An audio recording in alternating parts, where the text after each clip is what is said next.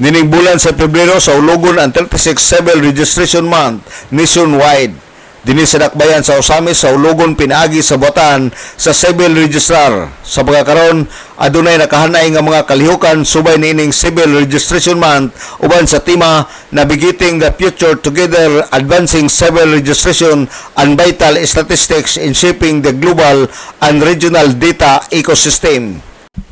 Kining maong kalihukan ang nanguna niini ang botan sa Philippine Statistics Authority agi og pagtubag sa ilang panawagan para sa maong kalihukan. Ang local government unit ning dakbayan sa Osamis mihimo og mga kalihukan pinaagi sa botan sa civil registrar. Una niini nagdisplay sila og mga streamer sa mga pampubliko nga lugar sama sa City Hall ground, public mall, integrated bus and jeepney terminal. Gihimo nila kini sa wala pa ang Pebrero 1 tumong niini nga masayod ang katawhan sa maong kalihukan. Karong umaabot nga Pebrero 5 magpahigayon ang botan sa civil registrar og free registration of birth sa unang 50 katawo nga maabot sa ilang buhatan alas 8 sa buntag hangtod na kini sa alas 5 sa hapon. Sa Pebrero 13 adunay mobile registration nga adto kini pahigayon sa covered court sa Barangay Gango ug sa samang paagi ang unang 50 ka kliyente nga maabot libre gihapon sa birth registration. Sa pagka Pebrero 20 update on registration. Ang botan sa civil registrar nga makigtagbo sa 51 ka mga barangay secretary nga diha kini ipahigayon sa Barangay Carmen Annex. Ang atong bulan sa Pebrero mao ang atong kasaulugan sa Civil Registration Month nationwide ni nga kalihukan.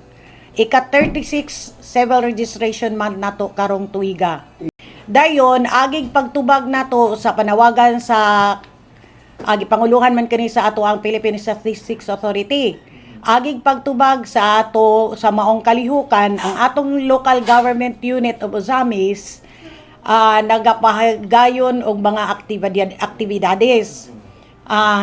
Pinaagi sa among opisina sa City Civil Registrar.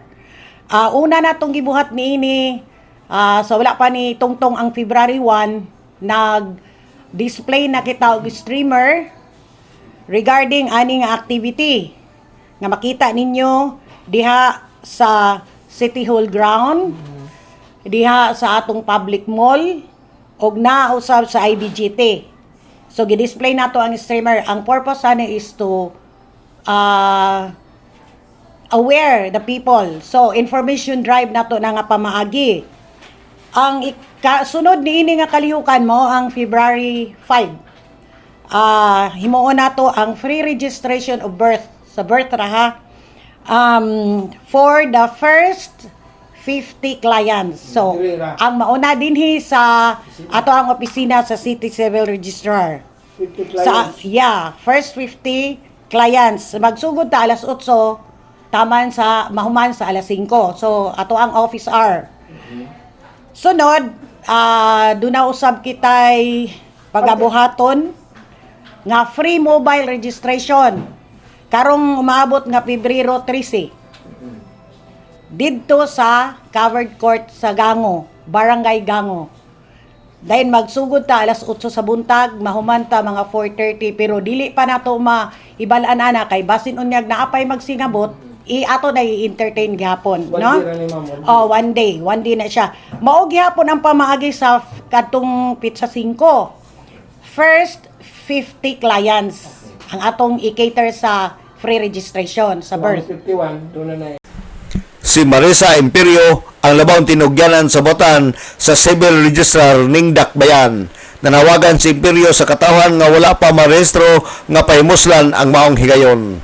Alang sa DXDD Radio Campana ang radyo sa simbahan, Dubunde 45 Dudong Barcaminto, muluyog sa ika-75 nga jubileo sa simbahan sa Archdiocese sa Osamis, Danag, sa Dakbayan. Ang